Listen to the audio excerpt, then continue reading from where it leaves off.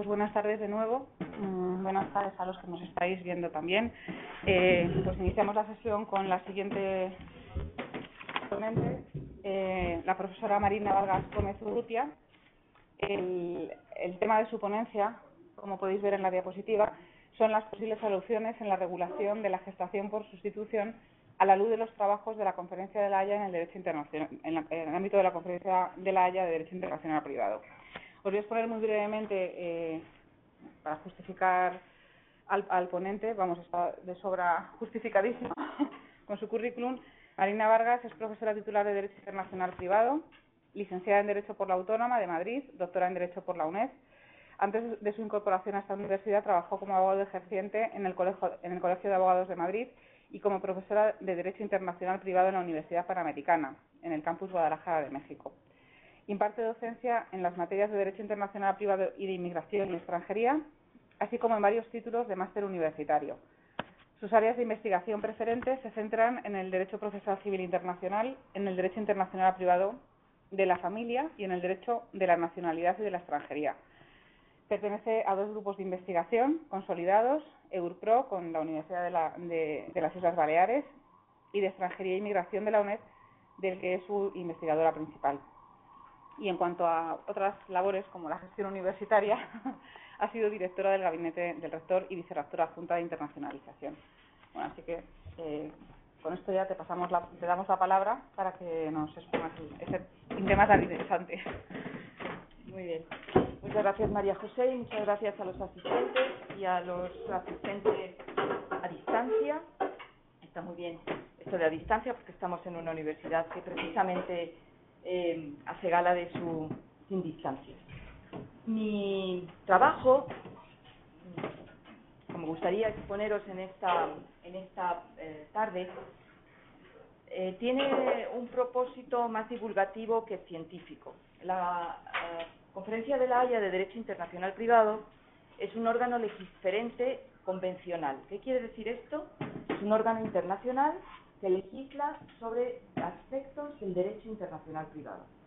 A la Conferencia de la Haya, a pesar de su nombre, conferencia, no es en realidad una conferencia como esta que estamos dando, sino que así se llama, es un organismo permanente que sesiona permanentemente, quiere decir todo el año, y que tiene comisiones de trabajo para estudiar la unificación de las normas de derecho internacional privado en los distintos sectores de los que se ocupa el derecho internacional privado. Yo quisiera hacer ahora la primera pregunta. ¿Cuántos de los aquí presentes son abogados? Dicho de otra manera, han estudiado la carrera de Derecho. 1, 2, 3. Bien. Entonces, si me permiten, para aquellos que no han estudiado Derecho, tendría que hacer una pequeña precisión sobre lo que es el derecho internacional privado.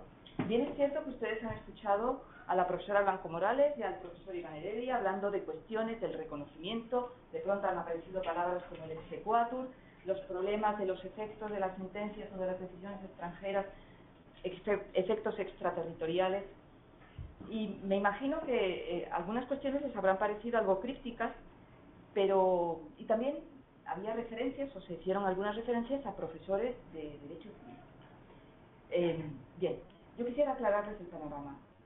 Nosotros hemos defendido el derecho internacional privado, la autonomía jurídica del derecho internacional privado, es decir, la autonomía propia como asignatura propia desde el siglo XIX. No se nos ha concedido autonomía propia hasta en los estudios de derecho, me refiero, de derecho en las universidades españolas, hasta finales de los años 60. Es una asignatura que siempre estaba vinculada al derecho internacional público, pero no es derecho internacional público. Tampoco es derecho internacional en sentido estricto, es derecho privado internacional y se ocupa, esta rama del ordenamiento jurídico, de las relaciones entre sistemas, o, como decían los clásicos, de las relaciones de tráfico jurídico externo. Significa que regula las relaciones entre los particulares interprivados, en relaciones comerciales, mercantiles, de familia, laborales, cuando traspasan las fronteras. El punto de partida es que todos los ordenamientos jurídicos de todo el mundo están en pie de igualdad. Nos gusten o no nos gusten sus legislaciones nacionales, sean estas más o menos avanzados, Lo cierto es que partimos de un principio de igualdad y de respeto y de cooperación con otros ordenamientos jurídicos. Y esto es muy importante, esta perspectiva. ¿Para qué? En virtud de un principio que se llama la comitat gentium, es decir, la cortesía internacional, que es importante, dar efectos o reconocer decisiones que se dicten en otro país, en el país nuestro. Evidentemente, las decisiones que se dictan en otro país se dictan de acuerdo con su derecho interno, con su derecho material.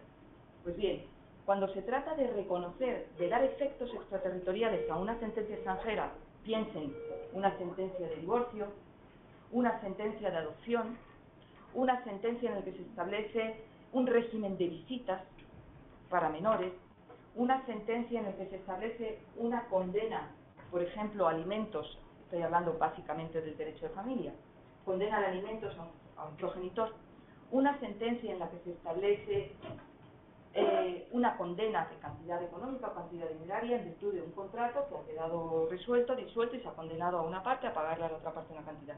Todas estas cuestiones que se resuelven mediante, normalmente, decisiones judiciales, tienen un efecto en el lugar donde se produce.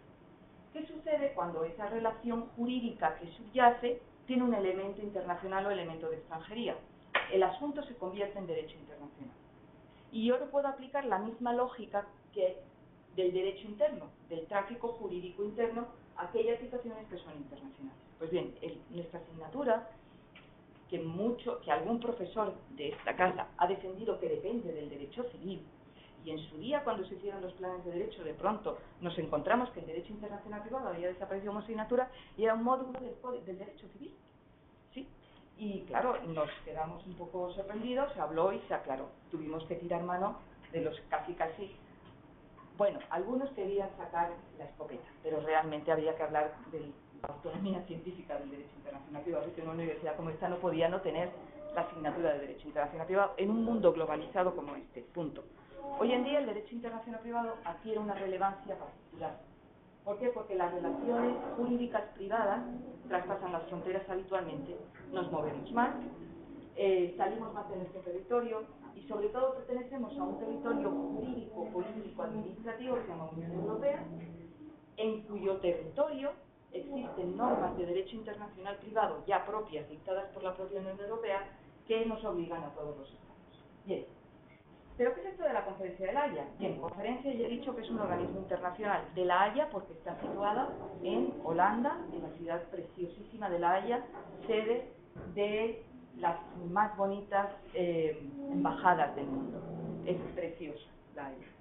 Y es de derecho internacional privado. A finales del siglo XIX la conferencia, se crea la conferencia, formalmente en La Haya, recogiendo por fin el espíritu de un diplomático español, porque también hay que decir las cosas, que había determinado, que había sugerido crear un foro donde mostrar o donde volcar las inquietudes de los estados nacionales que querían legislar, porque todavía no existían códigos con normas de derecho internacional privado, a un nivel internacional las cuestiones de tráfico externo. En ese momento había una corriente internacionalista diciendo no hay que tener normas de derecho internacional privado nacionales, hay que tener normas de derecho internacional privado internacionales, que las dicte un organismo internacional, no los estados particulares. Esta línea no prosperó y cada estado, cada país tiene sus propias normas de derecho internacional privado. De modo que si os acordáis esta mañana cuando nos comentaba el profesor Jiménez la regulación que tiene la gestación por sustitución en todos los países, o la no regulación o la regulación a medias, lo mismo sucede con las normas de derecho internacional privado. De modo que situamos, tenemos normas de derecho internacional privado para determinar qué efectos tiene una resolución extranjera, ya sea sentencia, auto o certificación o documento extranjero en nuestro territorio, y estas normas son las llamadas normas de reconocimiento. Este es un sector muy importante del derecho internacional. Otro sector son aquellas normas que determinan quién tiene la competencia para hacer qué. A la pregunta, ¿qué tribunal es competente? Imagínense un supuesto clásico de familia mixta entendida en el sentido de que tienen distinta nacionalidad o que viven en distintos estados. Pero generalmente se trata de familias o de matrimonios que tienen distinta nacionalidad. Viven en la Unión Europea, deciden divorciarse. papá se va a Alemania porque es alemán y mamá se queda en Tenerife y tienen una sentencia donde se dice que los niños se quedan con mamá, por ejemplo. Ese es un supuesto de tráfico externo. La pregunta es, ¿quién tiene competencia para resolver este tema del divorcio? ¿El juez español? Porque hay un español. ¿El juez alemán? Porque hay un alemán. Imagínense que están viviendo en Nueva York. ¿Será el juez del Estado de Nueva York que sea competente? Bien, estas respuestas no nos las da el Código Civil, no nos la da el derecho civil material, nos la dan las normas de derecho internacional. Otra cuestión que se ocupa el derecho internacional privado es, bueno, y una vez que yo soy competente a este matrimonio, ¿cómo los divorcio? ¿Conforme al derecho alemán? ¿Conforme al derecho español? ¿Conforme al derecho del lugar de la residencia? Y lo mismo sucede en todas las relaciones privadas. Llámese divorcio, matrimonio, separación, nulidad, alimentos de menores, protección jurídica de menor, secuestro internacional de menores, adopción internacional, gestación por sustitución, que viene en camino, y contratos internacionales y obligaciones extracontractuales. Otro ejemplo que suelo poner en clase. Imagínense que van ustedes a un partido de tenis, o vamos a poner de la Champions en Liverpool, y va un españolito y se pone en la grada donde donde le han asignado, y en el fragor de la batalla se pelea con el que está a su lado. Y como consecuencia de la pelea, la máquina de fotos que tiene nuestro amigo, nuestro cliente, ¡pum!, se cae eso. ¡Pam! Y se estropea. La máquina costaba 5.000 euros. De fotos, no, bueno, era algo un poco más... Bien, entonces tenemos, esto es un caso real, a nuestro amigo de Valencia, que se va a la Champions en Liverpool, que se pelea con el otro español, que resulta que vive en Londres. Ha perdido su máquina. Y quiere reclamarle la indemnización por los daños causados. ¿Qué tribunal es competente? Tribunal de Londres porque uno vive en Londres, el Tribunal de Valencia porque vive en Valencia, algo tienen que ver las nacionalidades, será siempre competente. Y una vez que sepamos que el tribunal es competente, ¿qué ley tengo que aplicar para saber si le tengo que pagar 5, 10 o 50 veces el valor de la casa? Esa determinación de qué ley tengo que aplicar, si la ley inglesa o española, me la da las normas de derecho internacional. Situados aquí, imaginaos los 165 estados o 135 ordenamientos jurídicos que existen en el mundo, y cada uno tiene su regla. Pues yo voy a decir que son competentes los jueces del lugar de la residencia. Pues yo voy a decir que los jueces del lugar de la nacionalidad. Pues yo voy a decir que se aplica la ley de la nacional. Y empiezan a aparecer las conexiones, a mí me gusta llamar los bypass. Bien, existen tantas normas de derecho internacional privado o códigos de derecho internacional privado como países existen en el mundo. Si ya tenemos dificultades para ordenar el derecho material, esto que nos ha explicado el profesor Jiménez esta mañana, no os quiero decir las dificultades que hay cuando lo que tenemos que hacer es coordinar los sistemas de derecho internacional privado que existen en cada legislación. De eso se ocupa, en parte, la Conferencia de La Haya. Y en la Conferencia de La Haya participan en ella todos los Estados miembros, por supuesto, de la Unión Europea, y prácticamente todos los estados del mundo. Muy poquitos no forman parte de la conferencia. Entonces, ¿qué hace la Conferencia de La Haya? ¿De qué vamos a hablar aquí? Pues vamos a hablar de los trabajos que está realizando la conferencia bajo un proyecto que se denomina filiación/gestación por sustitución. En lo exclusivo veréis la palabra GS, a lo mejor a veces aparece MS, pero es un error involuntario, que se inician debido a las múltiples preguntas que hacen a la conferencia los estados miembros de la conferencia, de este organismo, los estados parte de este organismo, a la luz del distinto tratamiento jurídico positivo, es decir, de derecho material, que tienen en los distintos ordenamientos jurídicos o en sus ordenamientos, buscando ver o aclarar cómo está el panorama. Se inician así, bueno, la conferencia como buen organismo burocrático, pues las tomas de decisiones, aunque haya una secretaría permanente, tardan un cierto tiempo, pero lo primero que se hace, como cualquier órgano legisladente, o sea, un órgano donde se legisla y se legislan cuestiones muy importantes, es, vamos a ver cómo se trata el tratamiento de la gestación por sustitución en cada país. Pero no el tratamiento desde la perspectiva del derecho material. Yo no quiero saber qué es lo que dice la legislación de California.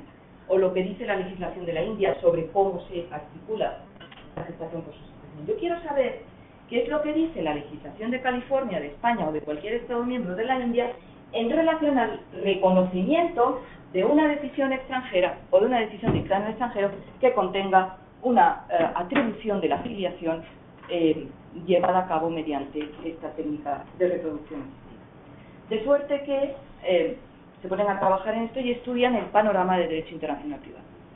Pero entre tanto, ¿qué hace la Unión Europea? La Unión Europea como organismo también forma parte de la conferencia. Voy a hacer aquí una pequeña nota a pie de página. Cada Estado miembro de la Unión Europea, que somos 28, estamos allí, con nuestros respectivos representantes oficiales, que son altos funcionarios de la administración española, francesa e italiana. Y la Unión Europea envía también a sus altos funcionarios. De modo que a la hora de discutir las cuestiones, la Unión Europea y los Estados miembros se están escuchando. Pero lo que se decide al final, y es importante para nosotros, porque hemos visto que la legislación alemana y que la francesa y que la italiana son distintas en lo material, también son distintas en el material, me refiero en el derecho positivo material, no en el derecho positivo conflictual, que es el derecho internacional privado. Ellos van a estar atentos a lo que vaya a decir la Conferencia de la Haya. Pero hay un país, bueno, sobre todo la Unión Europea, que tiene una vocación imperialista legislativa, es decir, la Unión Europea dice, si este es un lugar donde vamos a unificar legislaciones, estas legislaciones de derecho internacional privado, que no reflejan otra cosa que la concepción material de la norma interna. ¿Por qué en España no tenemos en este momento una norma de reconocimiento sobre gestación por sustitución? Porque la norma material declara que es nulo el contrato.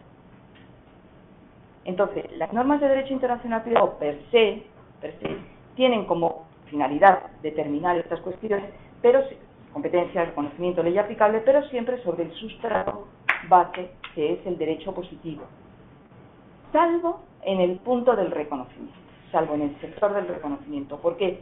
Porque aquí no se trata de dar soporte conflictual al derecho positivo, al derecho material. Se trata de, en virtud de ese principio, que parece muy antiguo, pero que a mí me gusta expresar, de la cortesía internacional, es decir, del reconocimiento en pie de igualdad de lo que se dice en nuestro país, de darle eficacia en nuestro ordenamiento con una única salvedad.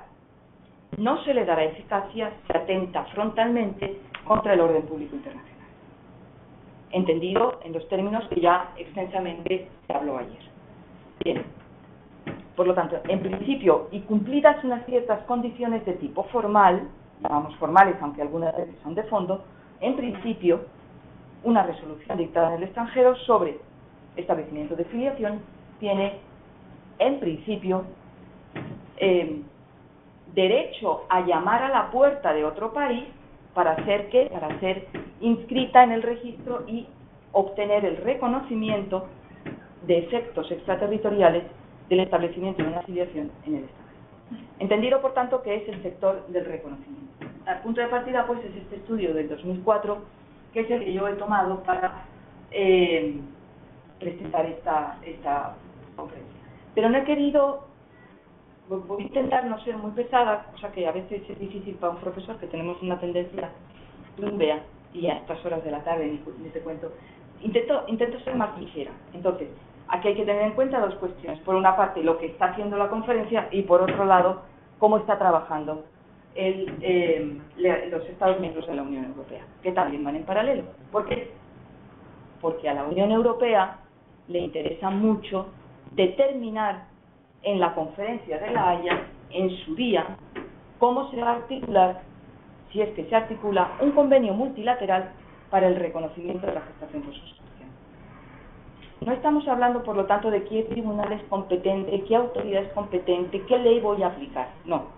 Estoy hablando de qué condiciones voy a establecer uniformes para todos los estados que luego se quieran adherir a este convenio, de suerte que, y qué método de reglamentación voy a establecer para que se establezca en unas condiciones óptimas el procedimiento de gestación por sustitución a efectos del reconocimiento, a efectos del reconocimiento de efectos extraterritoriales o del despliegue de efectos extraterritoriales. Por lo tanto, aquí está, y se parte, toda la lectura, el resumen es el principio de partida es el favor en favor del reconocimiento, no en contra del reconocimiento, de filiaciones válidamente, que habrá que determinar cuándo es válido, constituidas en un Estado que admita esta forma, en otro Estado que lo prohíba o que lo regule de forma distinta. Sobre las soluciones de la Dirección General, ya se refirió el profesor Heredia, y sobre la sentencia del Supremo también. Pero este no es el punto que yo quiero, naturalmente tengo que hacer referencia a ello, pero por supuesto no voy a ahondar. Y en cuanto al método, nosotros en Internacional Privado estamos obsesionados por explicar que los distintos aspectos o sectores de los que se ocupa el Internacional Privado, competencia, ley aplicable, reconocimiento y por supuesto nacionalidad y extranjería, que ese es otro jardín, tienen técnicas de reglamentación distintas. La norma es un silogismo. Si pasa A, debe pasar B. La norma de derecho internacional privado es un silogismo incompleto. Si pasa A, yo no sé qué va a pasar, porque B puede ser Estado de California, Estado de Nueva York, cualquier Estado del mundo, o incluso España, en función de cuál sea la conexión o el bypass que yo le ponga para saber qué ley tengo que aplicar. Recordáis, estamos con ordenamientos jurídicos de todo el mundo, jugando el mismo partido, y yo tengo que saber en un momento dado qué ordenamiento me va a decir si soy competente, qué ordenamiento me va a decir qué ley tengo que aplicar, o qué condiciones voy a poner yo, de acuerdo con el resto de mis colegas ordenamientos jurídicos, para dar efectos al establecimiento de una afiliación por técnicas, por esta técnica. ¿Me seguís? No sé si me explico bien. Perfecto. Entonces, el método que la Conferencia de La Haya sugiere, como no puede ser menos, es el método o el régimen de cooperación entre autoridades. No es un régimen de unificación de normas de conflicto. Normas de conflicto son aquellas que determinan cuál es la ley aplicable a un caso concreto. La norma de conflicto que dice que la ley aplicable a la afiliación es la ley de la nacionalidad del menor es una norma de conflicto, por lo tanto tenemos que buscar primero qué nacionalidad tiene el menor. Eso es un error de enfoque si hiciéramos un convenio de ley aplicable para la afiliación por sustitución. No. Lo que queremos es partir de este supuesto, que es el problema que tenemos en este momento, y como nosotros somos derecho internacional privado, que no somos derecho civil, que es el que hace la parte material, lo que vamos a establecer es un mecanismo de cooperación. ¿Para qué? Para quitar las barreras jurídicas, por decirlo de alguna manera, igual que en el comercio existen aranceles que impiden que las mercancías circulen, pues hay barreras jurídicas en cada ordenamiento jurídico que impiden que las sentencias, las resoluciones, los certificados, los documentos públicos puedan circular sin demasiadas trabas. No es lo mismo ir a Francia hoy sin visado y con el DNI y sin pasar ningún control fronterizo, pues esto le pasa a las sentencias. Si yo establezco un sistema de cooperación ex ante y no ex post, yo puedo evitar pedirle a esa sentencia que viene del exterior 50.000 papeles, o dicho de otra manera, controlar lo menos posible cuando se dicte la resolución definitiva. ¿Por qué? Porque para llegar a esa resolución definitiva ya nos hemos puesto de acuerdo en el método a seguir. Y ese método es un método de cooperación de autoridades. ¿Qué autoridades?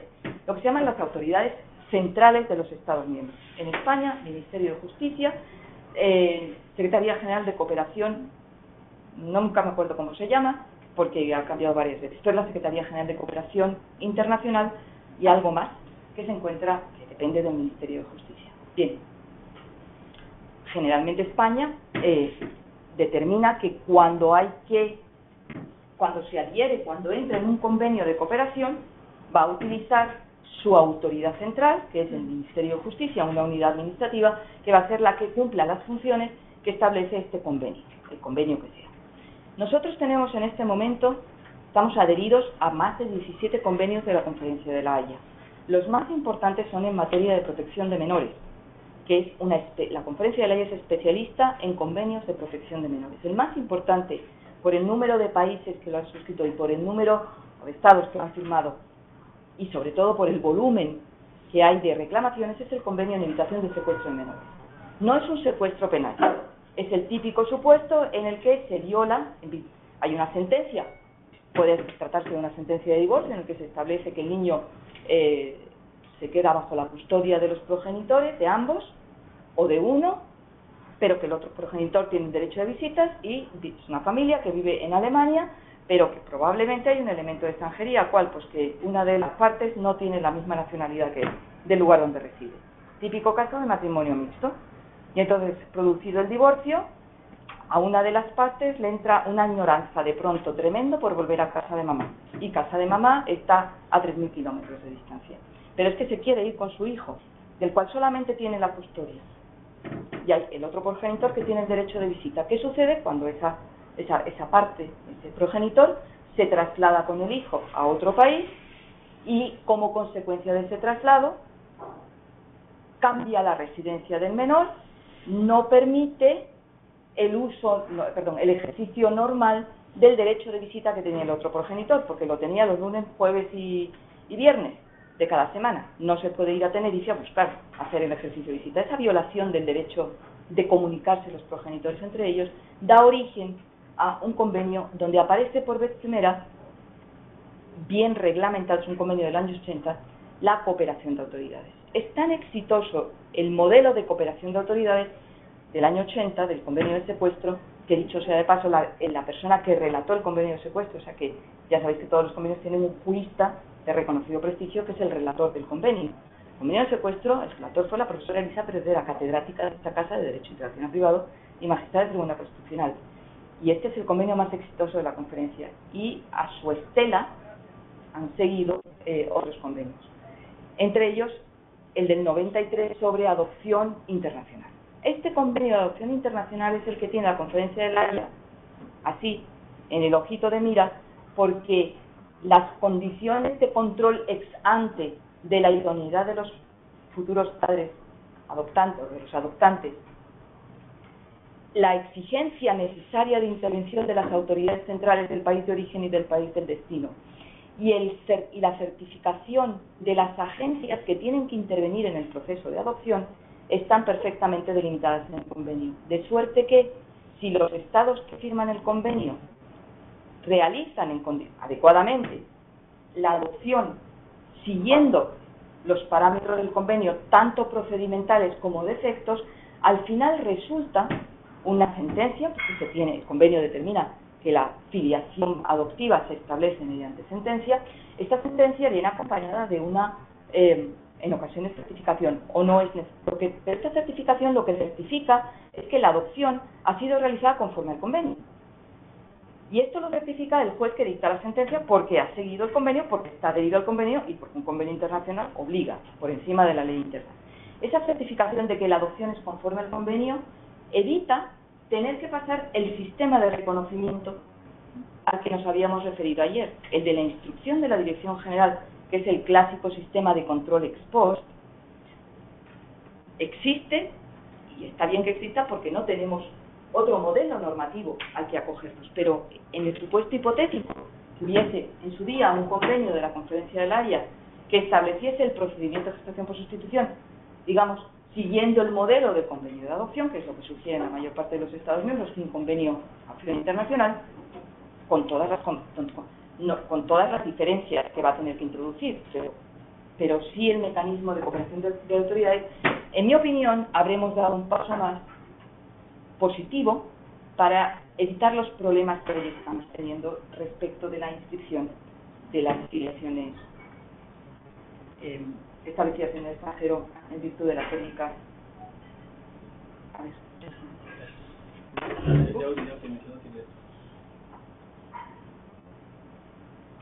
Ok.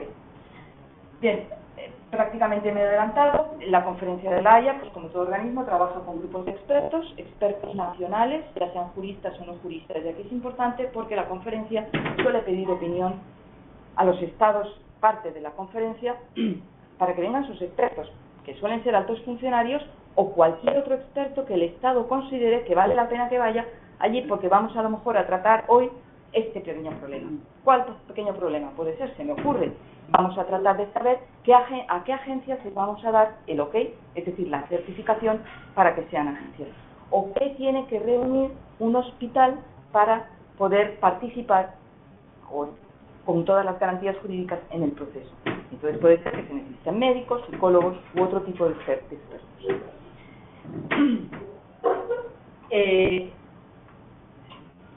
A lo largo de la conferencia, lo que quiero, de esta charla, lo que quiero explicar es que, a lo mejor algo que nos puede parecer evidente después de todo lo que sabemos, pero lo que dice la conferencia, yo no me voy a poner a trabajar hasta que no tengan la seguridad de que todos los estados que forman parte de esta conferencia, de este organismo, estén de acuerdo que vale la pena para trabajar en este camino para llegar a hacer un convenio multilateral, es decir, un tratado internacional.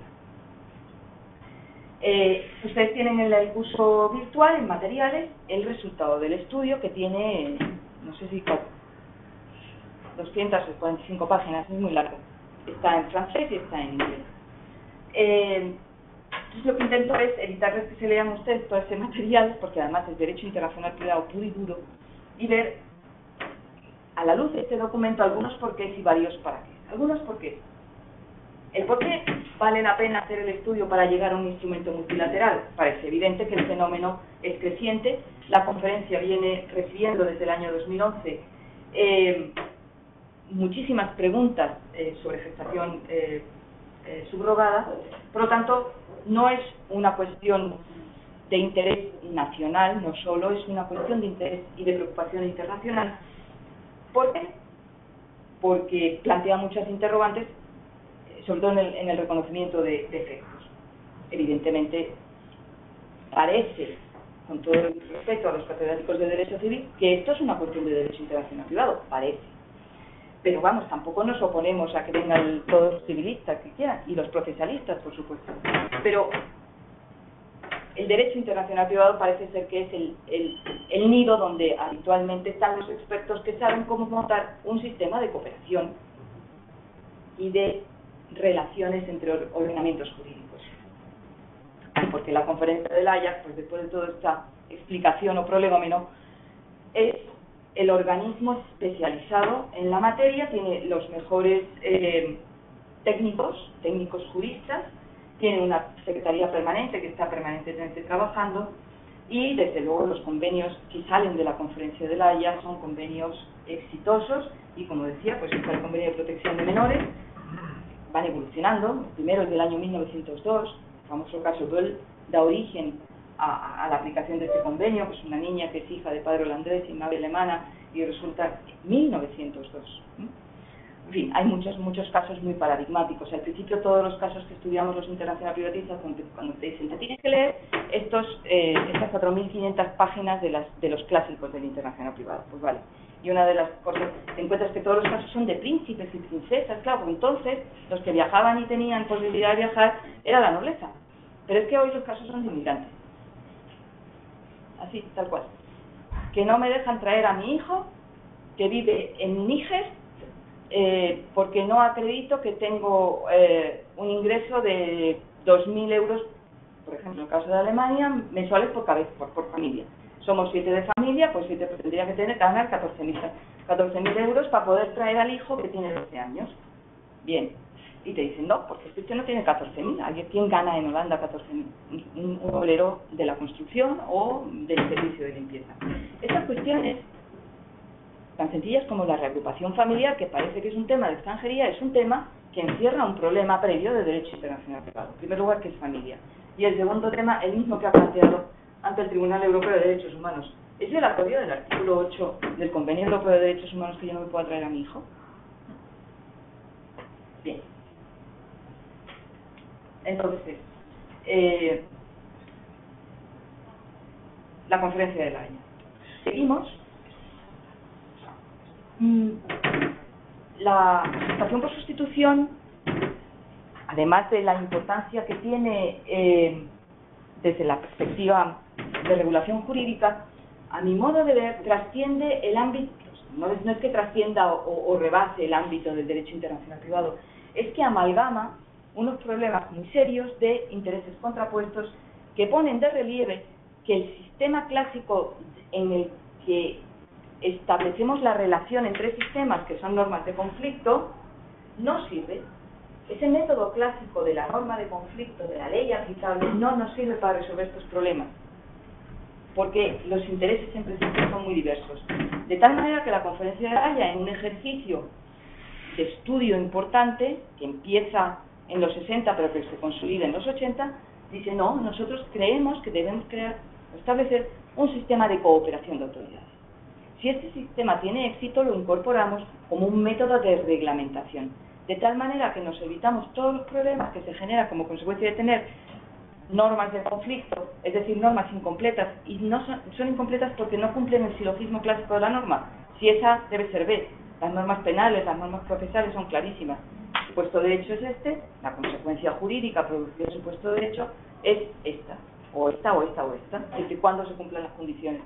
En internacional privado no, porque puede ser no la mía, sino la del ordenamiento jurídico francés. Como no sé qué es lo que me va a decir el ordenamiento jurídico francés, lo que tengo que hacer es establecer un bypass, un elemento de conexión que me lleve al francés o al alemán o al marroquí. Por lo tanto, este sistema no sirve para resolver los problemas de la afiliación. Tenemos que seguir otro camino, que es este. Y este método del reconocimiento-cooperación es el que ya viene proponiendo la doctrina francesa más autorizada, que es el profesor Lagarde, desde el año 2013, no 2013, pero tiene un bonito estudio del 13, y luego en el ámbito español, pues estos profesores que aquí señalan. Bien, los tópicos o los paradigmas o los problemas que se proyectan en gestación por sustitución, evidentemente el orden público, cuando choca con los estándares jurídicos del foro, conferencia de Pilar Blanco y conferencia de Iván. Segundo elemento, relaciones constituidas, relaciones de familia constituidas en el extranjero, y la realidad registral que tenemos en cada país. Cuando se trata de un nacional español, pues choca o puede chocar esta resolución o certificación que traiga del extranjero con los requisitos, si es que los hay, del registro civil o de la inscripción en el registro civil español. También pueden darse cuestiones de nacionalidad y de extranjería, porque quien determina la nacionalidad no son las normas de derecho internacional privado, es un sector del derecho internacional privado, que es el sector de la nacionalidad, y cada país decide soberanamente, mediante normas materiales directas, esto quiere decir nada de normas de conflicto, sino normas de silogismo, si es A debe ser B, quiénes son sus nacionales. Y España sigue el sistema prácticamente decimonónico de la transmisión de la nacionalidad por la sangre, no por el suelo. Mientras que hay otros países que siguen el sistema de la transmisión de la nacionalidad por el suelo, es decir, por el lugar de nacimiento, y no necesariamente por la sangre. Hay otros que tienen un sistema combinado, por ejemplo, o mixto. Son mexicanos, los hijos de mexicanos nazcan donde nazcan, es evidente, si son hijos, pues la sangre la transmite, no está vinculado a que nazcan en territorio nacional, territorio mexicano. Pero también son mexicanos los que nazcan en México. No importa cuál sea la nacionalidad de sus progenitores, estos son mexicanos. Estados Unidos, pues los que nazcan en territorio estadounidense. Luego puede haber supuestos en los que pierdan la nacionalidad. Pero en España no se es español por nacer en territorio español. Salvo supuestos contadísimos. Nosotros tenemos un jus soli muy, muy restrictivo. Por tanto, no es verdad eso que dicen que vienen aquí a parir para ser españoles. Eso nada. Si sus padres son extranjeros, ese niño, por mucho que haya nacido en territorio español, no es un niño, no es español. Pues bien, en estas cuestiones de gestación por sustitución, existiendo un progenitor de nacionalidad española y no habiendo dudas sobre que él es el progenitor pues la nacionalidad se atribuye, y esto facilita mucho después los problemas registrales, porque ya sabemos que ese niño es español por la sangre, lo que llamamos el jus sanguinis. Evidentemente, si esto viene ya declarado por una resolución extranjera, que esta persona es el padre, es decir, el establecimiento de la filiación, y sabemos sin duda que esta persona es española, pues entonces la nacionalidad ya se ha transmitido. Pero no siempre es evidente. Y como no siempre es evidente, cuando este niño no se le reconozca ser hijo de quien es, entonces ese niño, a los ojos del ordenamiento jurídico español, es un extranjero. Y para entrar en España, pues necesitará un visado, depende del lugar donde haya nacido. Y entonces nos encontramos con la situación paradójica y triste, que en ocasiones se le plantea al Ministerio de Asuntos Exteriores, que es precisamente el organismo que tiene que determinar los requisitos para la expedición de visados, etcétera, etcétera, que este niño es, al no hacer el reconocimiento y la afiliación, pues es un niño extranjero. Y habrá que darles un visado o un pasaporte, o en fin, ya... No digo un pasaporte español, sino que tendrá que tener un pasaporte de su país de origen, de nacimiento, y una autorización para entrar en España. Son situaciones verdaderamente paradójicas que se pueden suceder. De tal manera que todos estos sectores, nacionalidad y extranjería, que la extranjería es la otra cara de la nacionalidad, se mezclan en supuestos de tráfico externo. Otras cuestiones de derecho internacional privado son problemas sucesorios, evidentemente. El hecho del reconocimiento de la afiliación te va a dar derecho, ¿no? Y si no hay un reconocimiento de la afiliación, hablo de reconocimiento en un sentido amplio, no con el exequatur que en ocasiones he hablado con María José. No, hablo de la eficacia extraterritorial de decisiones extranjeras. Sobre todo esto se proyecta el interés superior del menor, del que ayer se habló mucho. Incide también, como pone de relieve el estudio de 2014, las decisiones del Tribunal Europeo de Derechos Humanos, a las que ayer también se refirieron, y en esta presentación haré una pequeña referencia en algún momento. Y finalmente, ¿va a ser la técnica de cooperación de autoridades la que deba primar o qué vamos a determinar? Entonces, lo primero es, en el estudio, preguntan hay un test, un cuestionario tremendo, en el que pregunta a los estados, oiga, ¿ustedes cómo establecen la afiliación jurídica? O sea, ¿cuál es su norma de derecho internacional privado para el establecimiento de la afiliación jurídica? La española es del artículo 9.4, que dice claramente que la afiliación, o sea, la ley aplicable a la afiliación, se determina por la nacionalidad del menor. Por lo tanto, aquí aparece una cuestión previa: ¿este niño es español o qué nacionalidad tiene? Para saber cómo se determina la afiliación. Esta es la primera pregunta que hace el tribunal. Esto no nos vamos a meter en cuál es la ley aplicable a la afiliación, entre otras razones, porque ya en la propia conferencia he dicho, no ese es el camino es eficacia extraterritorial. ¿Cómo resuelven las dificultades en materia de afiliación jurídica cuando éstas se establecen en el extranjero? Es decir, el segundo paso, reconocimiento. ¿Cómo reconozco las sentencias de afiliación establecidas en sentencias o decisiones administrativas establecidas en el extranjero? ¿Y cómo repercuten estas cuestiones, estas dos cuestiones, en la adquisición de la nacionalidad de los menores?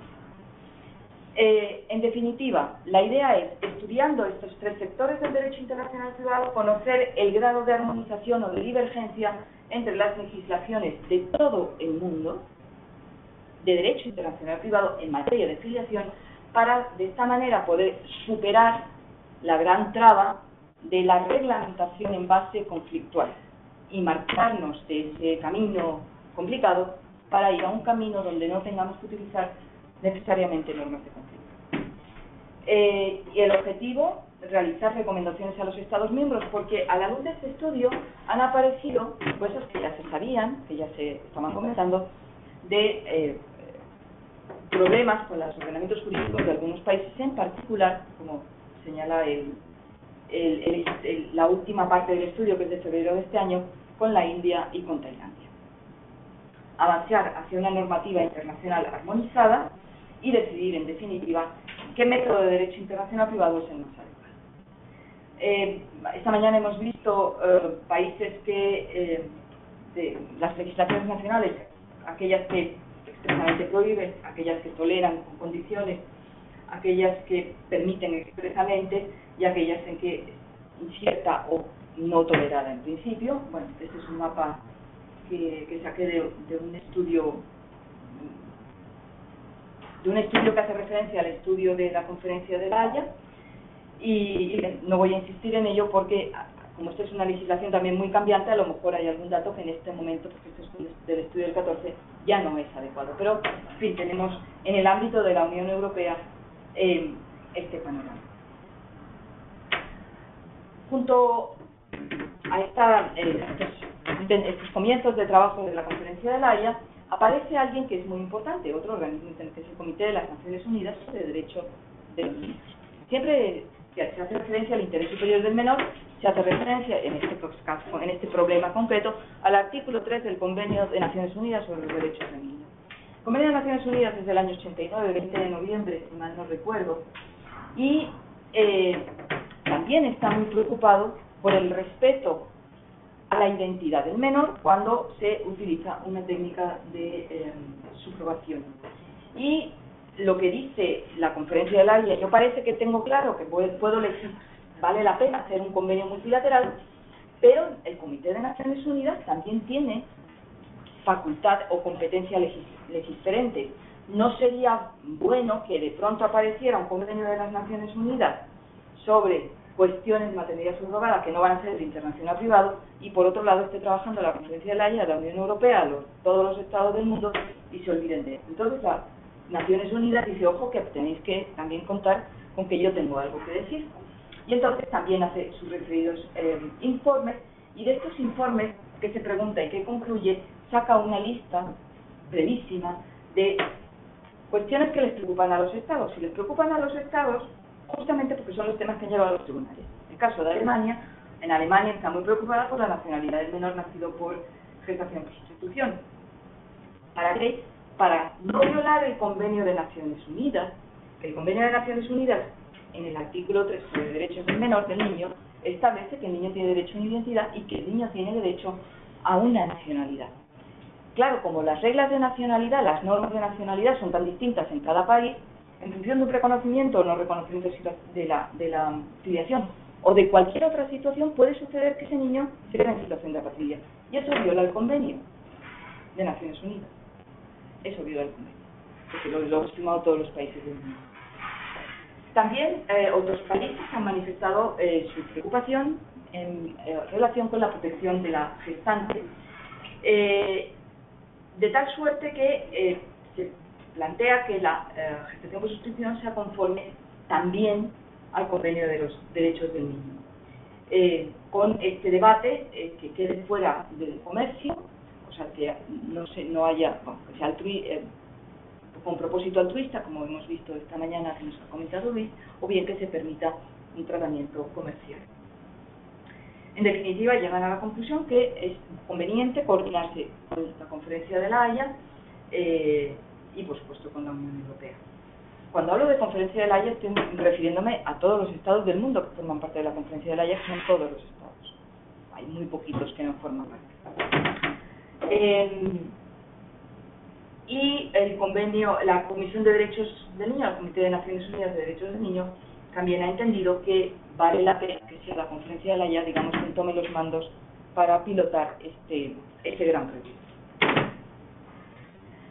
En el nivel regional, hemos visto que en el internacional, vamos a pasar al nivel regional. El nivel regional se refiere, cuando hablamos en internacional de nivel regional, nos estamos refiriendo no a los grandes organismos internacionales como Naciones Unidas, sino a otros organismos también internacionales, pero cuyo ámbito de aplicación espacial no afecta a todo el mundo.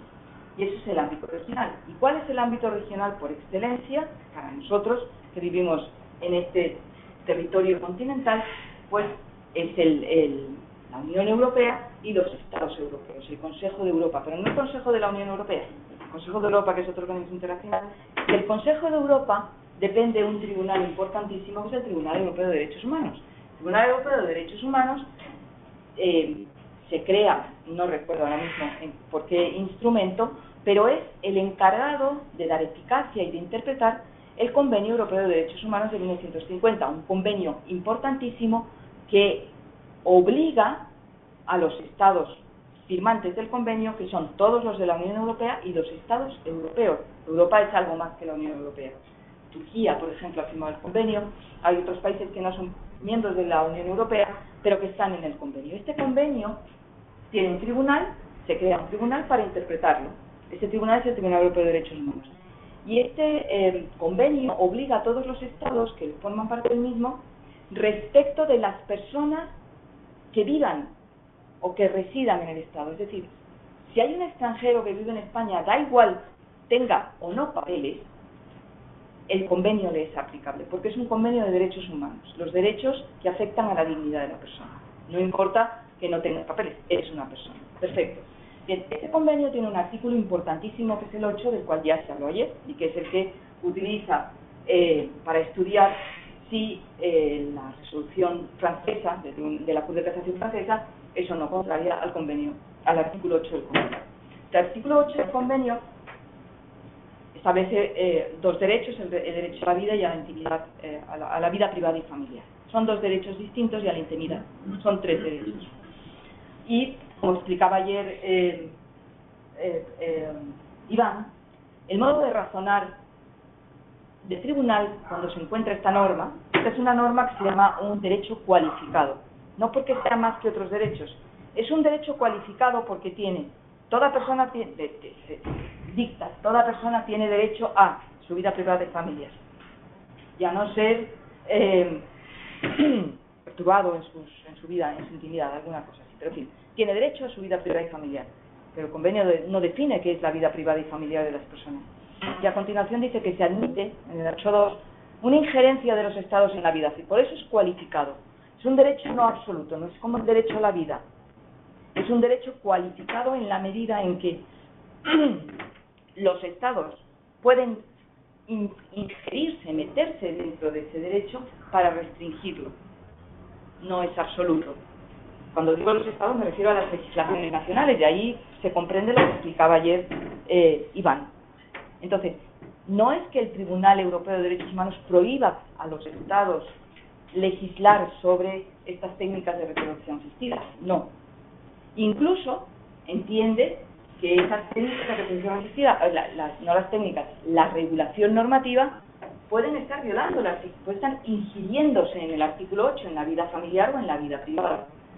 Esta injerencia es tolerable, pero siempre que no sobrepasen ciertos límites. Y eso es lo que estudia el Tribunal Europeo en los casos Meneson, La Base y en el caso Paradiso. Es decir, yo admito, primero, desde luego, el que un Estado no reconozca o no inscriba una sentencia dictada en extranjero en que establece una filiación por sustitución, eso claramente es una injerencia en la vida familiar o en la vida privada, según de esa persona que es un menor. Como es una injerencia, me toca directamente el artículo 8. ¿Qué es lo que yo voy a determinar? Si el nivel de injerencia, primero, forma parte de la vida privada, por supuesto, y dos, si el nivel de injerencia es tolerable o intolerable.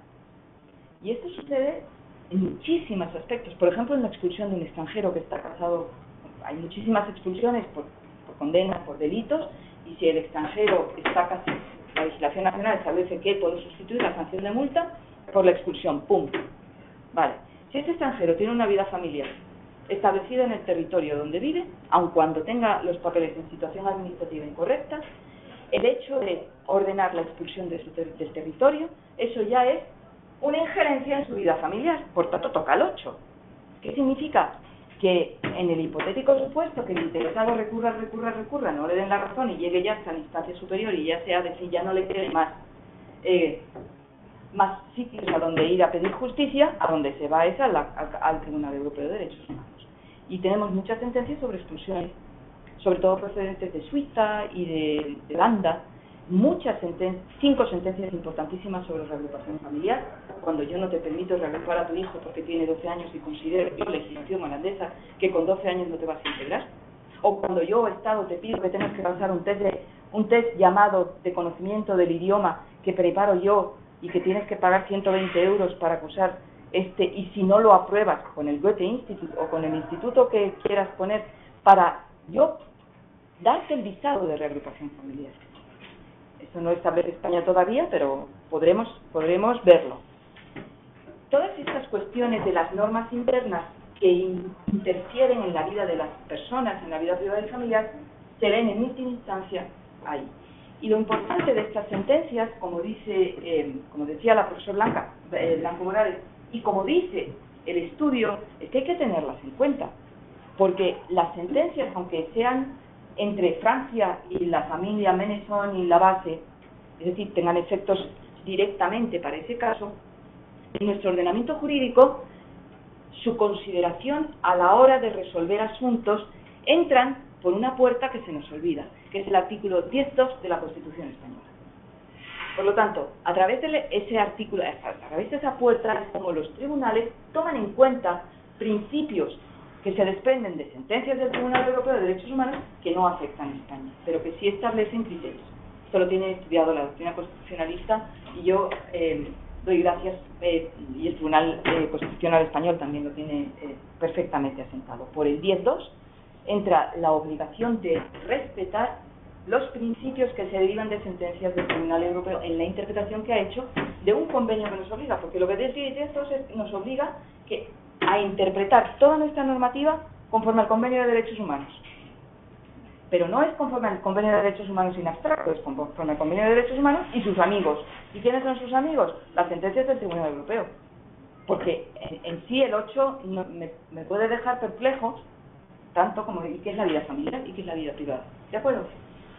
Entonces, los Estados, a la luz de esta importante sentencia, lo que se preguntan es si también supondría una violación al artículo 8 del Convenio Europeo de Derechos Humanos una legislación que no permita la inscripción registral de un menor nacido por gestación por sustitución, pero que sí prevea un procedimiento de adopción del menor una vez esté en el estado de acogida. Y no quiero decir que eso es una cuestión que en este momento en España es, digamos, el camino al que se refería ayer Iván, cuando hablaba del principio de que la madre es quien pare y por lo tanto en estos supuestos la madre de intención puede tener que recurrir a una vía que se llama adopción para poder establecer la filiación respecto de ese niño. Y por otro lado, toda vez que estos procedimientos de adopción son generalmente muy tardíos, o sea, se dilatan mucho en el tiempo, si no sería también violatorio de la vida privada del niño, de la vida familiar, o de la vida privada, habría que determinar las dilaciones en un resultado que además es incierto. Es decir, si una legislación estatal estableciera esto es lo que le están preguntando, lo que se está preguntando a la Conferencia de La Haya, ¿violaría esto el artículo 8? Y lo que les están poniendo encima de la mesa a los Estados a la Conferencia de La Haya no es ninguna tontería, porque la Conferencia de La Haya lo que no puede hacer es establecer, evidentemente no va a establecer mecanismos que sean contrarios al convenio, pero sí hay que ver qué efectos podrían producir una legislación mal hecha o incorrectamente pensada. Por tanto, va a ser largo. Sobre el tema de la adopción, muchos estados dicen que no es el sistema adecuado. En general, hay acuerdo en considerar que el vínculo de filiación entre el padre de intención biológico y el nacido existe, es evidente. No es que sea generalizado en las legislaciones esta segunda parte, no respecto de la madre de intención, aunque sea un vínculo genético, manifestación del principio madre es quien pare. Y finalmente le están preguntando también, bueno, ¿y cómo van evolucionando las legislaciones nacionales? Porque hemos visto que ya van rápidamente evolucionando. Esto es otra de las cuestiones. Dos nuevos asuntos, ya no me voy a extender en ellos, el asunto D y el asunto Paradiso, que a todos nos ha dejado, a mí al menos, atónita, el asunto Paradiso, pero bueno, siendo italianos y con respeto a todo cualquier italiano que haya aquí, cualquier cosa se puede esperar. Pero en este caso se trataba, en el caso de contra Bélgica, las autoridades belgas rechazaron la entrada del menor, o sea, no le dieron el visado de entrada en su territorio.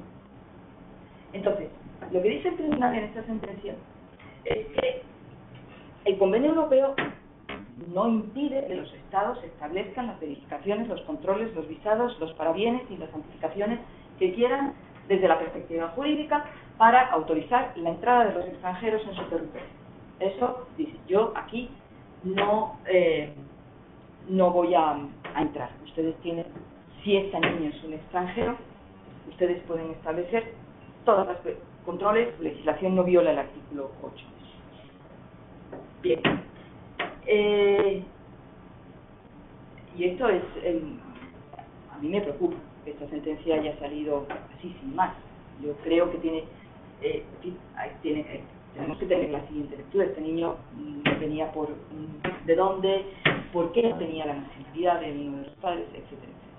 O sea, en el caso de Italia entraron, identificaron al niño y el niño pasó, en el caso Paradiso, a una institución de protección de menores y luego a un camino de adopción. En el caso de Bélgica, ni siquiera el niño pudo entrar en el territorio. Por lo tanto, los Estados dicen, ante esta situación incierta de sentencias de uno y otro que son muy variadas, una verificación ex post de lo que pase no sirve. El niño ya ha nacido y, por tanto, tomando en cuenta el principio superior del menor, tendremos que tomar medidas ex ante para que estas situaciones no se lleguen a dar. Y la única manera, o la mejor manera, es creando un convenio unilateral de control de la gestación.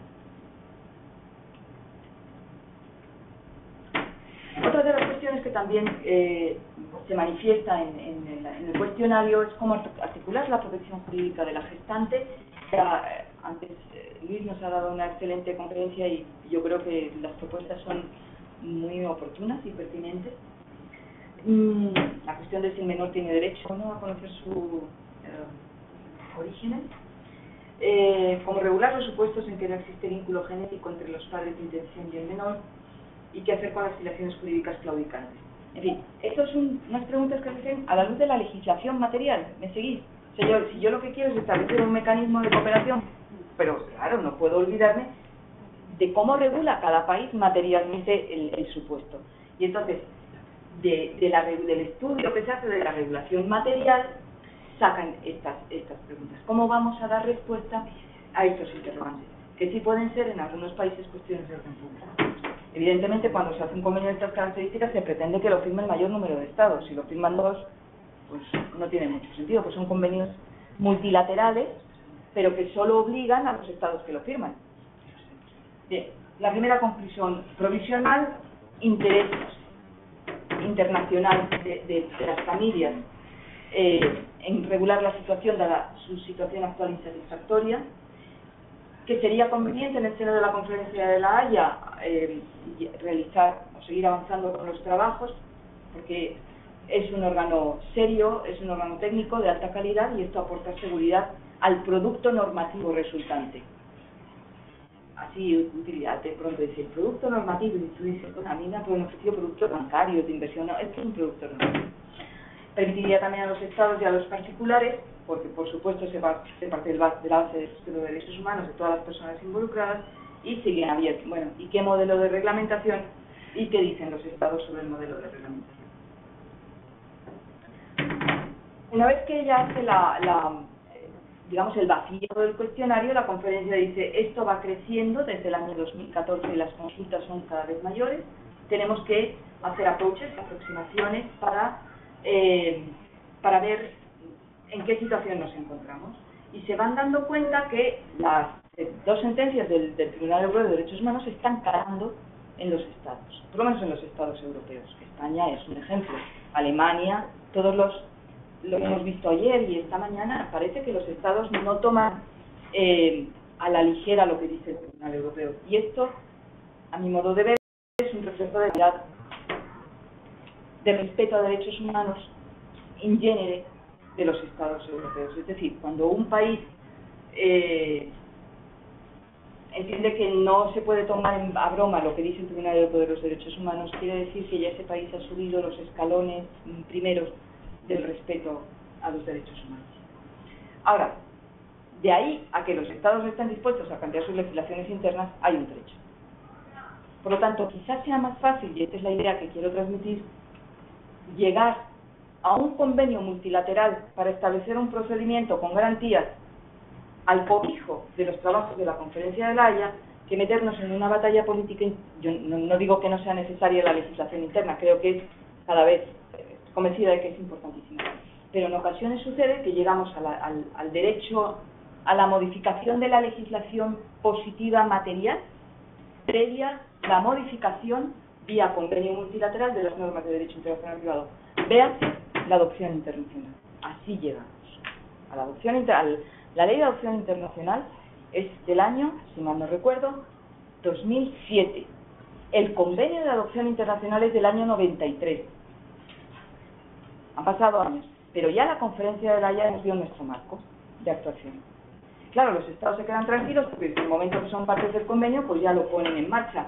Pero también hay que tener en cuenta que las autoridades administrativas de cada estado que tienen que aplicar el convenio no siempre tienen claro cómo se aplica el convenio. Por mucho profesor de Derecho Internacional Privado que haga unos magníficos artículos de 50 páginas infumables, no. El convenio tiene que tener, todo convenio de estas características, que es de cooperación de autoridades administrativas, es decir, de los funcionarios de alto nivel, tiene que tener una guía de uso.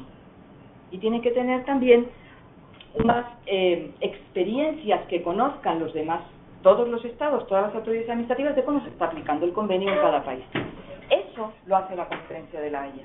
Cuando termine la exposición, os doy la entrada a la página de la Conferencia de La Haya, porque es un lugar riquísimo de investigación jurídica. para aquellos que quieran hacer investigación. También llegan a la conclusión de que hay algunos países que ya ofrecen recomendaciones, esto es por referencia a España, hablan de recomendaciones para la instrucción o propuestas legislativas.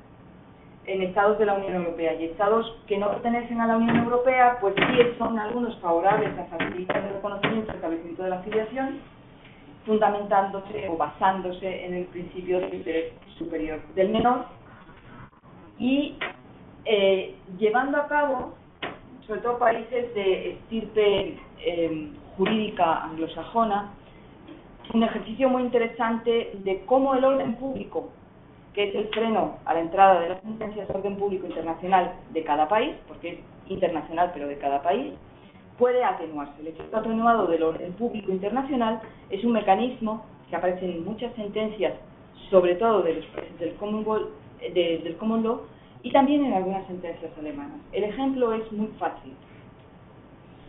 Imaginaos, por ejemplo, que se trata de un divorcio entre esto es un caso que se dio en Alemania, entre una mujer, entre un matrimonio ambos de nacionalidad iraní que se habían casado conforme al derecho iraní. Y esto es una sentencia de principios de los años 90. En el derecho iraní y en algunos otros ordenamientos jurídicos está establecido la entrega de la dote. También había en el derecho español la entrega de la dote. Pero la entrega de la dote hoy en día en el ordenamiento jurídico de los estados europeos nos parece algo medieval, por decirlo de alguna manera. Cuando se plantea la acción ante los tribunales alemanes, en la legislación interna alemana, la dote no está permitida. Y entonces ellos se quieren divorciar en Alemania y de acuerdo con la norma de derecho internacional privado alemana, la ley que los va a divorciar, los divorcia el juez alemán, pero la ley que tiene que decir las causas, de acuerdo con la norma de conflicto alemana, es la ley de la nacionalidad de los cónyuges, Irán. Por tanto, tienen que aplicar los tribunales alemanes el derecho iraní para determinar cómo se divorcian y los efectos del divorcio de esta pareja que vive en Alemania. Y entonces se encuentran pues, que efectivamente en el derecho iraní que ellos tienen que aplicar está toda una reglamentación sobre la devolución de la dote. Y entonces se encuentra, pero es que la dote en el ordenamiento jurídico está prohibido. En cambio, la ley que yo tengo que aplicar, si lo contempla, choca esto con el orden público internacional. En principio sí, porque hay una prohibición expresa en el derecho alemán. Sin embargo, el tribunal alemán, haciendo una reflexión de derecho internacional privado muy bonita, dice sí, pero cabe el efecto atenuado del orden público. Yo reconozco efectos a esta legislación, no estoy hablando de una sentencia, sino que yo tengo que aplicar derecho extranjero, doy efectos para este punto concreto, a ese derecho extranjero, pero solamente para que produzca efectos en el caso del divorcio. No quiere decir de esta pareja, no quiere decir que yo esté reconociendo la eficacia de la dote. Estoy reconociendo y además hace un siguiente paso, atenúo el efecto del orden público y busco un parangón con mi ordenamiento interno. Y resulta que en mi ordenamiento interno existe algo que se parece, que son las compensaciones económicas por divorcio.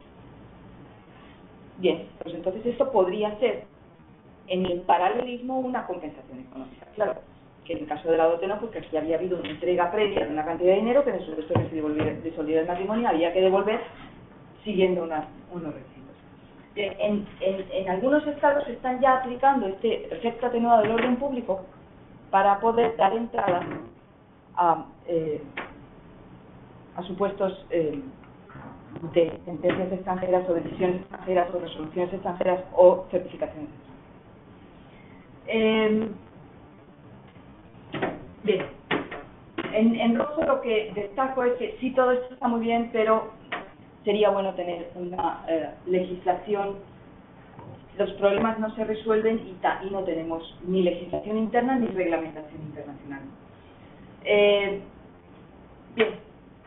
Y entonces, resumiendo en 2 puntos qué problemas son los más urgentes, es la legislación de cada estado, de cada país, tiene circunstancias distintas del control de el establecimiento de la filiación. Nosotros hemos estudiado aquí, ayer y antes de ayer, la instrucción de la Dirección General, que es la que nos sirve de pauta.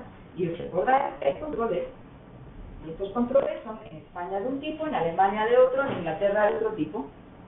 Bien, esto es un problema. Los límites y condiciones de reconocimiento de la afiliación establecen controles en cada país distintos. Y esto tendríamos que ser capaces de superarlos. 2. También se observan problemas de la no observancia del respeto a los derechos humanos. En concreto, la cuestión que plantean es los posibles derechos o la violación de los derechos de la gestante. Como dice un juez inglés, ¿es posible cerrar los ojos y centrarnos solamente en el estatuto del menor? ¿No habrá otros temas en este complejo entramado de relaciones que también debamos preguntarnos? Estamos haciendo, es como si nos sentásemos y fuera lluvia de ideas, pero con muchos estados. Bien, la primera cuestión, la relevancia del vínculo genético, y aquí en esta diapositiva, en definitiva, el razonamiento en el caso de Meneson y la base permite a algunos estados decir, ojo, que esta sentencia dice lo que dice, pero como dice el Tribunal Supremo Español, yo ya tengo resuelto unos temas que en esta sentencia, por el caso que se planteaba, no se daban, por lo tanto, a mí me afecta en lo que me afecta. Por lo tanto, no resuelve todos los problemas. Otros países dicen que se puede, a la luz de la sentencia, distinguir si se trata de parentesco genético entre los padres de intención ya nacido y aquellos en los que no se da.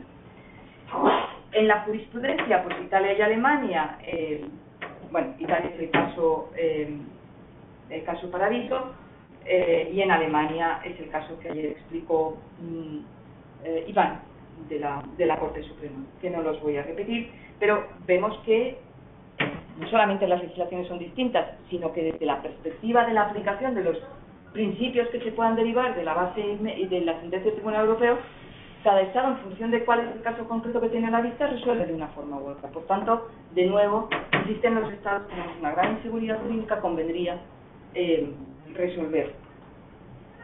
Y la cuestión del respeto a los derechos humanos, he sacado algunas preguntas de la jurisprudencia inglesa, de países del Común Law, porque siempre ellos, en fin, son muy ilustrativas en la medida en que los jueces crean el derecho, cuando no existe una reglamentación específica. Pero en fin, el juez inglés Neyland dice: es necesario, en mi opinión, una reglamentación uniforme mediante un instrumento internacional a fin de estructurar de una manera apropiada el llamado mercado de la maternidad por sustitución. Está traducido literalmente, ya sé que tendría que cambiar un poco la terminología, pero bueno. Y los australianos, necesidad de reglamentación y control de estas prácticas en otros territorios a fin de garantizar que los derechos de todas las partes sean respetados, es lo que hablábamos hace un ratito en la comida. Otros jueces dicen hay que también rebajar el nivel de tensión que crean algunos casos muy mediáticos en los que ha habido abandono de niños, o ha habido trata de menores, o hay trata de menores, o los padres de intención luego se revelan que no tienen aptitud para ser padres, o cuando algunos países dicen no se va a permitir que conozca sus orígenes, y en otros países este es un principio que promueve incluso que es conveniente que conozca sus orígenes, cuando hay consentimientos viciados, cuando hay intermediarios sin escrúpulos. Todas estas cosas, todos estos problemas en el anexo 2 del estudio del 14, actualizado en febrero del 15, que no es tan largo, ya te dice país por país, ¿no? Espera, que voy... Un momentito. Aquí estaba, ¿verdad? No, estabas en el siguiente, porque... Sí, asuntos de gran repercusión mediática, exactamente. Por tanto, lo que le piden es dame una herramienta jurídica de control ex ante. ¿Para qué? Porque aunque mi legislación nacional permite el reconocimiento de la afiliación establecida en el extranjero, con un mecanismo acordado con otros estados que garantice ex ante el respeto de los derechos de las partes involucradas, el reconocimiento va a ser, no les digo inmediato, pero sí mucho más fácil. El reconocimiento que ya no va a ser un reconocimiento, porque se inscribe automáticamente, se certifica que esto está de acuerdo con el procedimiento que hemos pactado todos y se inscribe. Por tanto, como conclusión, una solución internacional multilateral es conveniente, el mecanismo de cooperación es el que nos parece más adecuado, y el modelo de convenio, como he dicho al principio de la exposición, es el convenio de La Haya del año 93 en materia de adopción internacional, que es un convenio y el que solamente me voy a referir a cómo estructura la cooperación entre autoridades, que yo creo que resulta interesante. Todo Estado contratante designa una autoridad central encargada de dar cumplimiento a las obligaciones del convenio. Si es un Estado federal, puede decidir en cada Estado quién es su autoridad central. Las autoridades centrales deben cooperar entre ellas, establecer obligaciones de cooperación y obligaciones de entrega de documentación, y promover una colaboración de autoridades competentes en sus respectivos estados para asegurar la protección de los niños y alcanzar los objetivos del convenio. ¿Cuáles son los objetivos del convenio? Reconocer el desarrollo armónico de la personalidad del niño, que debe crecer en un medio familiar, en un clima de felicidad, de amor y de comprensión. Esto es adopción internacional. Recordar que cada Estado debe tomar con carácter prioritario medidas adecuadas que permitan que el niño tenga una familia. Reconocer que la adopción internacional, aquí ya entra en el objetivo directo, puede presentar la ventaja de dar al niño una familia permanente, etcétera, etcétera. Bien, las autoridades centrales deben de proporcionar información a los interesados sobre las legislaciones de los Estados a los cuales van a acudir, en este caso, a realizar la adopción. Deben informar mutuamente a las partes de cómo funciona el convenio. Deben tomar directamente o con la cooperación de autoridades públicas, porque esta es una obligación de los Estados, medidas para prevenir beneficios materiales indebidos en relación con una adopción y para impedir toda práctica contraria al convenio.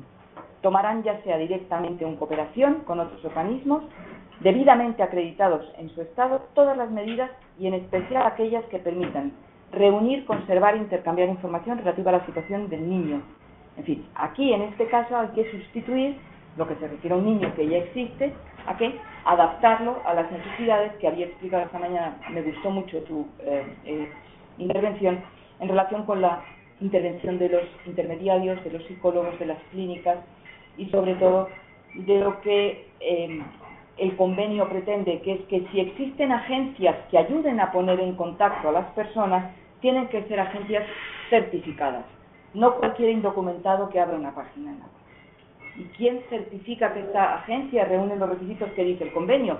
Y que lo dice el convenio no porque se le ocurra, sino porque llevamos 4 años, o 5, o 6, o el tiempo que llevó llevar a cabo este convenio negociando entre todos para ponernos de acuerdo. Con esto prácticamente ya termino. Me parece que debemos seguir los pasos de la conferencia, su calendario en septiembre del año 2016, es decir, en septiembre del año próximo, ya quieren presentar la propuesta de texto convencional. Para ello han creado un grupo de expertos, un grupo de trabajo pequeñito. El Buró Permanente es la Secretaría la que está trabajando permanentemente con su grupo de expertos que ya en septiembre, en otoño del 15, se reúnen para preparar la reunión del año siguiente. Van a colaborar con la comisión que se ocupa del desarrollo del convenio de adopción, porque una vez que ya el convenio nace a la vida y se aplica, hay una comisión de seguimiento, hay un lugar donde los estados ponen y envían información, cómo se aplica el convenio, etcétera.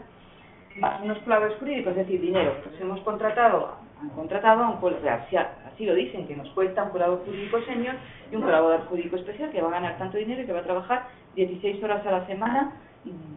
Así lo ponen, es como un proyecto de investigación internacional. Y además hay que enviar informes periódicos. Estas personas que están trabajando informes periódicos al Buró Permanente y los estados informes periódicos al Buró Permanente de cómo van evolucionando sus legislaciones, porque claro, hay que tomarlas en cuenta. Para saber más, esta es la página a la conferencia de La Haya, a las cuestiones relacionadas con la gestación por sustitución. Explica el proyecto, explica el mandato, explica aquí están los documentos, aquí está el cuestionario con las respuestas de todos los estados y poco a poco se va llenando la página y, como decía hace un ratito Luis, habrá un momento en que se nos abra un lugar para que las asociaciones, los particulares, los Estados miembros, una vez que ya tengamos texto convencional, podamos emitir nuestras opiniones, las universidades, los centros de investigación, etc. Y con esto les doy las gracias por su atención.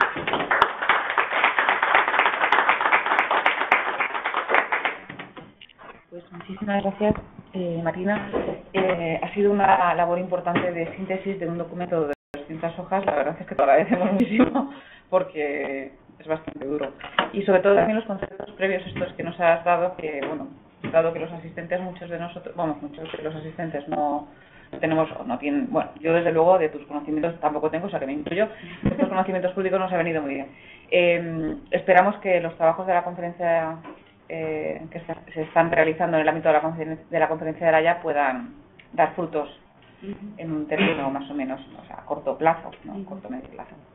Bueno, si queréis podéis hacer preguntas.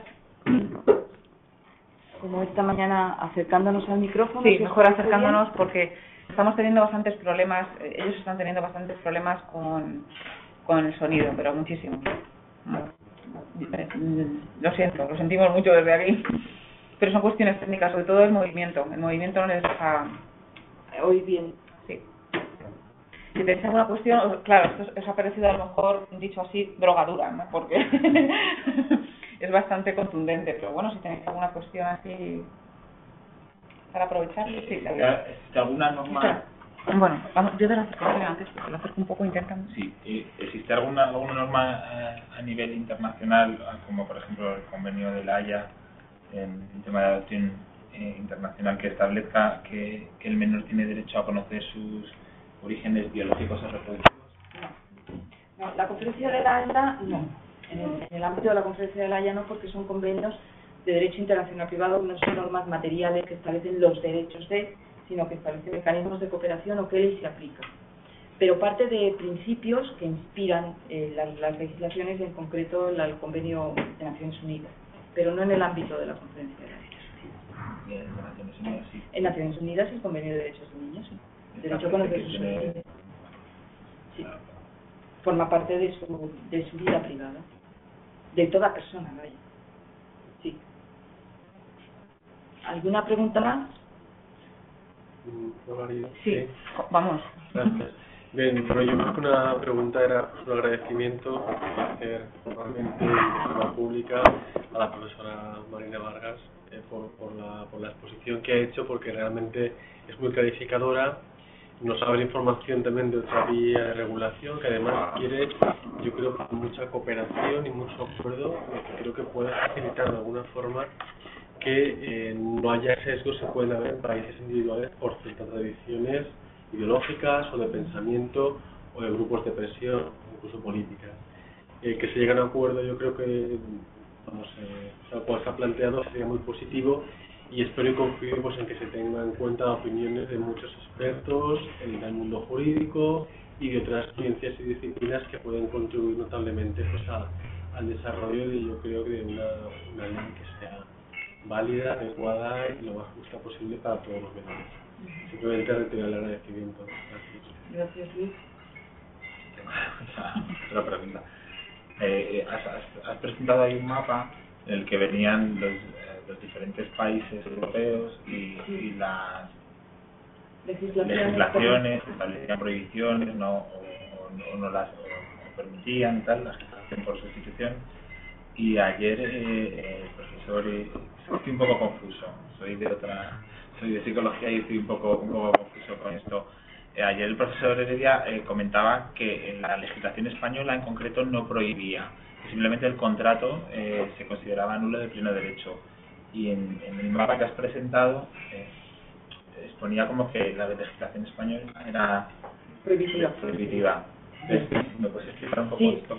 A mí me encanta que me hagas esta pregunta, David, porque yo me había llevado también, por la idea de que, incorrecta, después de escuchar a Iván, o por lo menos discutible, de la prohibición, del alcance prohibitivo del artículo 10. El artículo dice que son nulos de pleno derecho, pero dice que se prohíbe. Y tan no dice que se prohíbe que hay un 10.2 y un 10.3.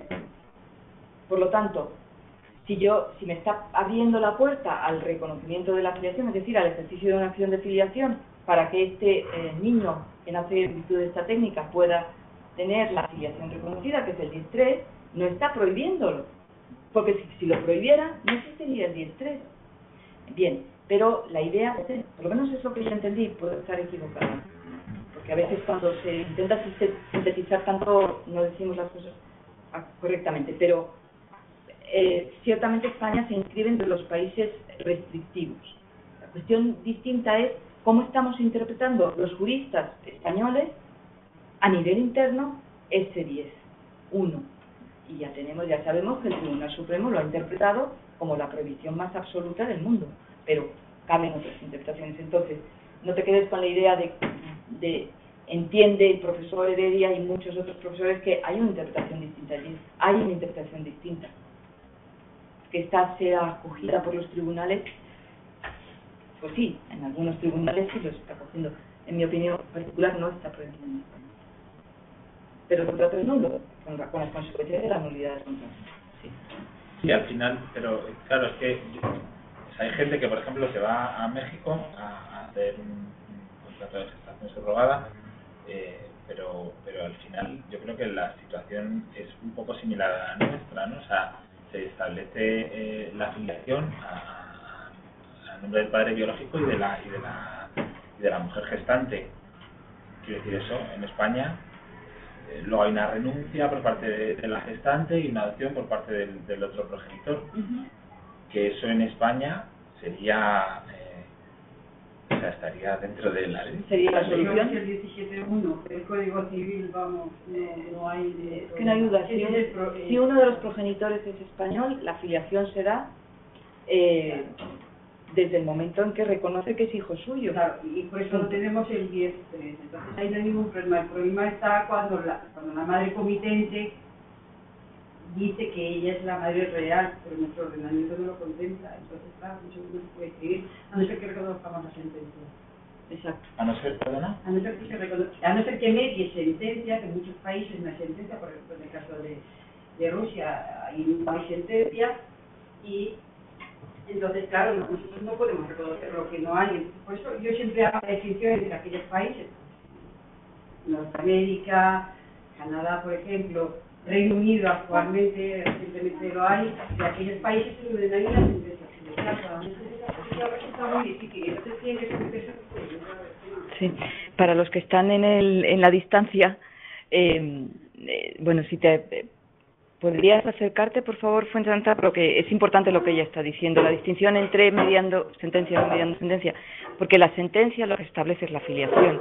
Entonces, uno de los principios del reconocimiento es muy importante, es que tú no puedes entrar al fondo del asunto. O sea, tú ya no puedes discutir si partes del principio de que vas a reconocer efectos territoriales a los que que ha dicho un tribunal extranjero, cuando se cumplen una serie de requisitos, no puedes entrar en el fondo. Lo que dice ahí es lo que es, claro. Y lo que dice es que esta persona, la filiación de esta persona se ha establecido respecto de A y B, no respecto de la gestación. Claro. Luego se abre el camino de la adopción, que también es un reconocimiento de filiación, porque los hijos adoptados tienen la consideración de hijos sanguíneos, o sea que no hay ningún problema, pero en principio, si no hay sentencia, indudablemente solamente se puede acudir al 17.1 del Código Civil, que son españoles los hijos españoles, y no hay nada más que hacer, y no se puede hacer.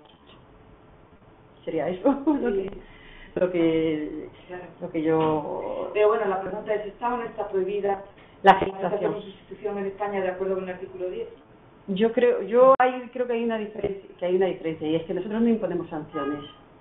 Sí, eso es muy importante. Y eso es muy importante. Y como no imponemos sanciones, es nulo, pero contrato nulo, pero no está prohibido, no hay ningún tipo de sanción ni administrativa y los contratos nulos producen efectos en muchos casos. No podemos acudir a la vía judicial para reclamar esos efectos, ¿no? Esa es la diferencia. No tenemos vía acción legal para acudir, en principio, a reclamar los efectos de este contrato nulo aquí en España. Si la gestación se produce aquí en España... Vale. Ya, es otro tema. Ese es otro tema. Hombre, la afiliación luego se puede reclamar ante los tribunales. Si no te inscriben, ya se sabe, recurso ante la Dirección General de los Registros y de Notariado, y si se confirma el auto, pues hay que acudir a la vía jurisdiccional. Es un camino largo y dificultoso. Sí, hay algunas preguntas interesantes. Por ejemplo, dice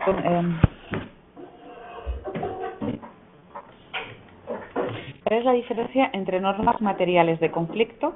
¿Es la unilateralidad o la bilateralidad? Ha hecho usted la típica pregunta de primer día de clase.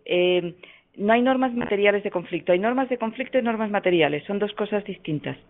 La verdad que explicar la bilateralidad y la unilateralidad es un tema que verdaderamente no tiene mayor importancia. Yo, si quiere, se lo explico perfectamente en el foro, pero en definitiva, unas son normas directas, supuesto de hecho consecuencia jurídica, un silogismo clásico, y las normas de conflicto son normas incompletas. Tienen un supuesto de hecho que hay que calificar. El supuesto, a ver si esto es una adopción o es otra cosa, y luego una consecuencia jurídica que no es directa. ¿Por qué?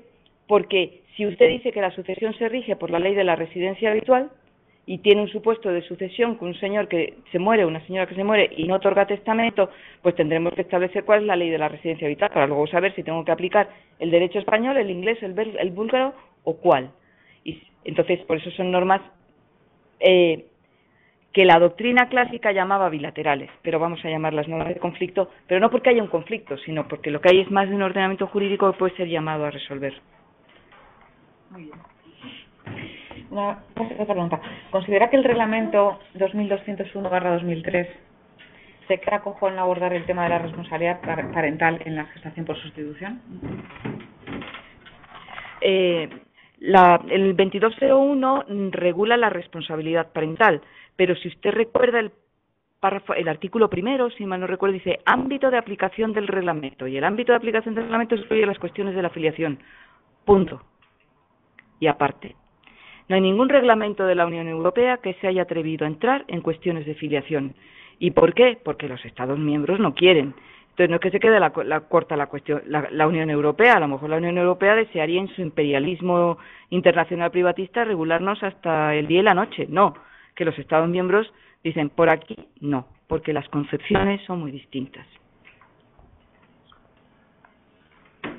Yo había una cosa que quería decir. Tienes que acercarte mejor. Si no te importa, de verdad. Lo que pasa es que yo no sé si aquí todo el mundo tiene claro la diferencia, lo que es un convenio. Ese es un tema interesante. Sobre todo porque los convenios si no se firman y si no se adhieren, no son de obligado cumplimiento y no vinculan. Todos los estados pueden establecer reservas. Cuando establecen reservas tenemos grandes problemas porque no van a cumplir ese convenio, a diferencia de los reglamentos de la UE que no, sí son de obligado cumplimiento. A mí me gusta mucho. Sí. Sí, gracias. Son dos planos distintos, evidente. Un convenio admite reservas. Quieren decir que los estados, yo lo firmo, pero mira, este punto y este punto resulta que me reservo no aplicarlo. Pero los de la Conferencia de la Haya, de moderna, de estirpe, no están permitiendo reservas. Por ejemplo, en materia de alimentos internacionales, no te permite reservas. Los reglamentos de la Unión Europea no es que no admitan reservas, es que son normas de cumplimiento directas, no hay que publicarlas en el BOE ni en ningún sitio. Son normas internacionales que regulan para todos los estados unificadamente cuestiones, salvo para aquellos estados que dicen, se siente, yo no. Los que hacen el opting out. Yo aquí me voy a hacer Dinamarca y Reino Unido.